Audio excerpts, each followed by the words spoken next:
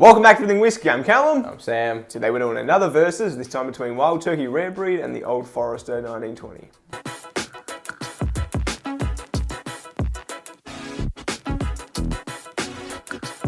Alrighty, so we didn't really know what to do for a Friday video. We could have come up with something a bit better, probably.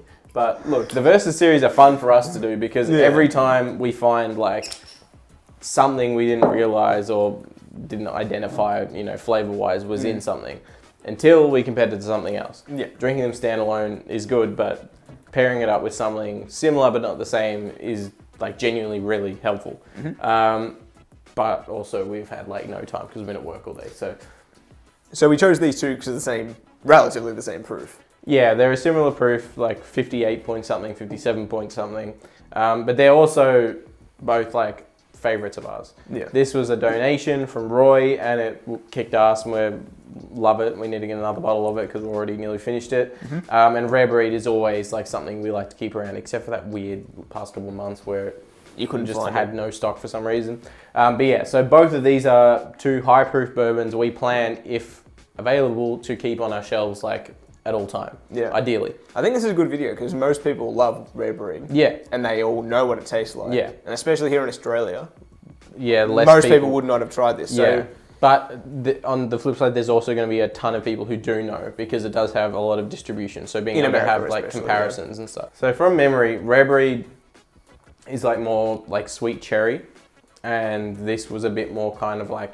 Honestly, I've kind of forgotten a little bit. Maybe it's like been a while since we've had it. Yeah, because like we didn't know where to get it again, so we didn't want to power through it. But like We've seen it on Nick's now. Yeah, it's on recently. Nick's now, but it's still not on there like a lot in large proportions.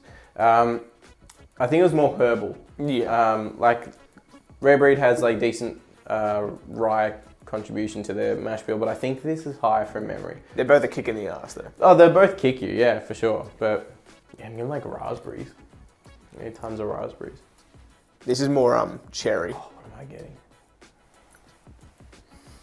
I'm getting raspberry drops. For the first time ever, I'm getting the wood barrel like banana note almost. Yeah, we haven't had that in a long time. No.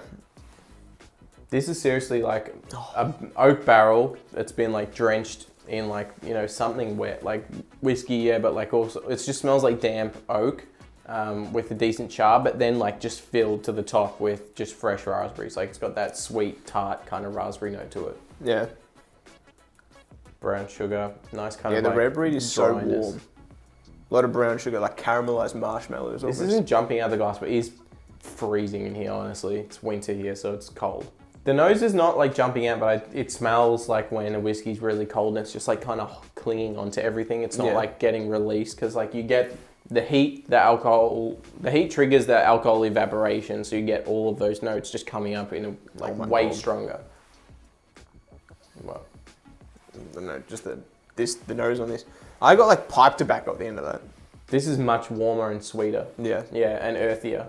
It is like It's like heaps of brown aromatic sugar. pipe tobacco. Yeah. This smells like blueberries on wheat bix. Yeah, this is getting like nice dark plums and stuff with this for me.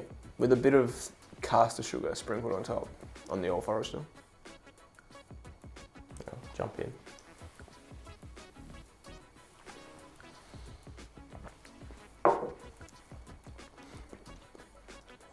Oh my god. She's strong. It's weird. It's got this like such a strong cherry taste. It's like maraschino cherries, and it's got like this touch of like ethanoliness, but not in. It's like not in a way I've ever had it before. It's like actually an enjoyable way. It just kind of tastes like when you get maraschino cherry, like the liqueur left over. It's got that kick to it. It's like that, like sweet and fruity and deep and like just really dark sweetness to it. It's got a nice lingering like sultana taste too. Yeah. That is very herbaceous on the palate. Is it? There's quite a bit of tannins in it as well from the wood. Very... Ooh. It's got like a weird ethanoliness, like the other Old Forester, which I never got out of that. Like mid-palate, there's a little bit of ethanol. It's a lot more dry and herbal. It's still quite sweet. Oh my god. But it's got that tart dryness, a lot of oak spices, like the wood tannins are coming out nice and strong. Green, like kind of like even almost sap. pine Now needles. that you said it was like tree sap. For me, it's like pine needles. It's nice though. I like it. Red bread is just brown sugar, like creme brulee kind of. Yeah. Toasted. It's just like dark fruit. What the hell did I just get? Oh, it's something so familiar, but I just can't put my finger on it. It's like a grapiness or something. I don't know. I got like candied corn out of the palate then on the red bread. Oh my god. Yeah. Right. The grapes. They're such different palates. They're really different. This is just deep, dark, sweet fruit. And comparatively, this is more almost like on the Booker's kind of like dry, spicy. It's still got a ton of fruitiness. I don't reckon it's as hot. No, it's not. It's not. This has got like this kind of, it's like the tartness and the hotness, but like the tartness of like those fruits kind of like make it seem even hotter than it is. Yeah. Like it kind of just, I don't know. But both so damn good. It's like wild berries.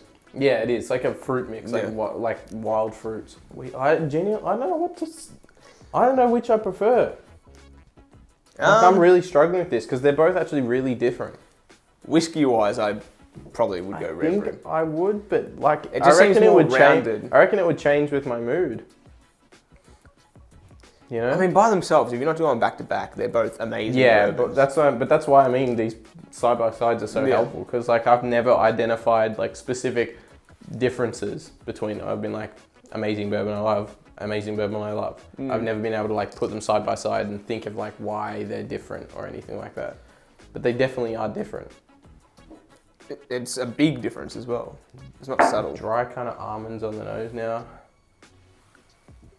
And overly ripe kind of like mulch and fruit. On the red bread. It's almost like an old wine barrel. Like there's this kind of moldiness to it. Or not mold. Mold's a harsh Not word. mold. It's like a damp. It's like, this damp kind of like old red wine note, like balsamic-y kind of like note. I don't know. Both of these kick ass, and we're gonna keep them on our shelves. We're gonna restock them. And I think a lot of people are the same. I don't know.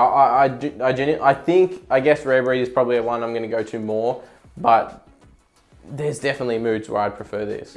Like right now, I'm kind of like swinging towards this, but I know I normally swing more Rare Breed. For me, back to back, this seems more rounded. It is more rounded and deep sweetness. This seems a bit shallow almost. I don't reckon it's shallow for me. Not one-dimensional. It's just like different. It's just more dry and kind of like spicy, whereas this is deeper and sweeter. And that is normally kind of where my flavors go, but they both are so good. So I don't know. Refill. All right, I guess we'll just run this one out. Let us know in the comments below your preferences for these. Give us some recommendations on other verses you'd like to see. We've got a fair bit of whiskey here that we can do it with. And just other Friday videos in general. Yeah, just kind of like fun ideas because we do run out, or not run out of ideas, but we run out of time. So if we've got the ideas there, then if it's possible, we'll try and get it done. But yeah, so let us know in the comments below. But otherwise, if you enjoyed this episode of Everything Whiskey, leave us a like and see future episodes from us. Maybe consider hitting that subscribe button. If you do, we'll see you next one. Cheers.